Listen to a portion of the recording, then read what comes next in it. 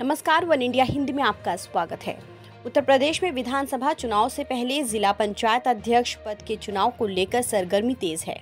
जिला पंचायत अध्यक्ष पद के चुनाव को यूपी में अगले साल होने वाले विधानसभा चुनाव से पहले सेमीफाइनल माना जा रहा है। यही वजह है कि बीजेपी, समाजवादी पार्टी समेत सभी दलों ने पूरी ताकत झोंक दी है। खास तौर से बीजेपी और सपा के बीच कांटे की टक्कर है। लेकिन कई ऐसे जिले हैं जहां जिलाध्यक्ष पद के लिए खड़े विपक्षी पार्टियों के उम्मीदवार या उनके प्रस्तावक नामांकन करवाने के लिए पहुंच ही नहीं सके। इसको लेकर सपा ने बीजेपी पर आरोप लगाया है। सपा का कहना है कि सत्ता और प्रशासन के दम पर भाजपा उसके प्रस्तावकों, प्रत्याशियों को नामांकन करने के लिए पहुंचने नहीं दे रही है। तो भाजपा का कहना है कि ये सब हारने की वजह से आरोप लगा रहे हैं। इस बीच बागपत में बीजेपी का दांव उल्टा पड़ गया है। बागपत में बीजेपी और आरएलडी के बीच कांटे की टक्कर होने जा रही है। आरएलडी प्रत्याशी ममता किशोर अपने पति जय किशोर के साथ बीजेपी में शामिल हो गई थी, लेकिन थोड़ी देर बाद फिर ममता जय किशोर ने आरएलडी के सिंबल पर अपना नामांकन कर दिया। रालौद प्रत्याशी ममता जय किशोर ने बीजेपी सांसद सत्यपाल सिंह पर अपहरण कराकर बीजेपी ज्वाइन करवाने का आरोप लगाया है। ममता के आरएलडी से नामांकन के बाद बीजेपी का निर्विरोध चुने जाने का गणित बिगड़ गया है। बीजेपी प्रत्याशी बबली देवी का मुकाबला आरएलडी प्रत्याशी ममता किशोर से है। मुरादाबाद में बीजेपी प्रत्याशी डॉक्टर शेफाली की निर्विरोध जीत तय लग रही है, क्योंकि यहां सपा से जिलाध्यक्ष पद के लिए उम्मीदवार अमरीन का प्रस्तावक सपा कार्यालय ही नहीं पहुंचा। सपा जिला अध्यक्ष जयवीर यादव ने प्रशासन पर उत्पीड़न का आरोप लगाया है।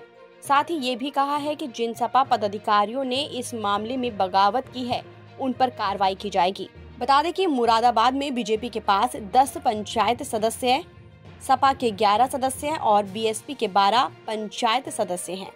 इसी तरह मेरठ जिले में भी जिला पंचायत अध्यक्ष पद के लिए बीजेपी के प्रत्याशी का निर्विरोध निर्वाचित होना लगभग तय है। यहां नामांकन पत्रों की जांच में गठबंधन प्रत्याशी सलोनी गुर्जर के नामांकन पर आपत्ति पाई गई है। इस कारण उनका पर्चा अस्वीकार कर दिया गया है। इसके चलते बीजेपी के उम्मीदवार गौरव चौधरी निर्विरोध निर्वाचित हो सकते हैं। मऊ में जिला पंचायत अध्यक्ष पद के नामांकन में बीजेपी के उम्मीदवार मनोज राय को निर्विरोध चुना गया है। हालांकि सपा द्वारा पहले से ही राम नगीना यादव को अपना प्रत्याशी घोषित किया गया था, लेकिन वो अपना नामांकन नहीं कर सके। सपा जिलाध्यक्ष ने बीजेपी के इशारे पर जिला प्रशासन द्वारा उनके प्रत्याशी को गायब करने का आरोप लगाया है। सहारनपुर में बीजेपी और संयुक्त मोर्चे के प्रत्याशी ने अपना नामांकन दाखिल कर दिया है, लेकिन बीएसपी उम्मीदवार 3 बजे के बाद पहुंचने के कारण अपना नामांकन नहीं कर पाई हैं। इसी तरह गाजियाबाद में सपा और लोक दल के नेता कार्यकर्ता धरने पर बैठ गए हैं। उन्होंने बीजेपी पर अपने प्रस्तावक को बंधक बनाने का आरोप लगाया है, जबकि भाजपा की प्रत्याशी ममता त्यागी ने अपना नामांकन कर दिया है। झांसी और गोरखपुर में भी बीजेपी की जीत तय लग रही है। झांसी में समाजवादी पार्टी की प्रत्याशी आशा कमल गौतम नामांकन ही नहीं कर सकी।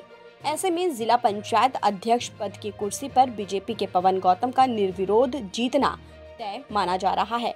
वहीं गोरखपुर में बीजेपी समर्थित प्रत्याशी साधना सिंह का निर्वाचन तय है, क्योंकि यहां जबकि सपा प्रत्याशी जितेंद्र यादव नामांकन पत्र ही दाखिल नहीं कर सके। फिलहाल इस खबर में इतना ही। देश और दुनिया की तमाम खबरों के लिए आप बने रहिए वन इंडिया हिंदी के साथ।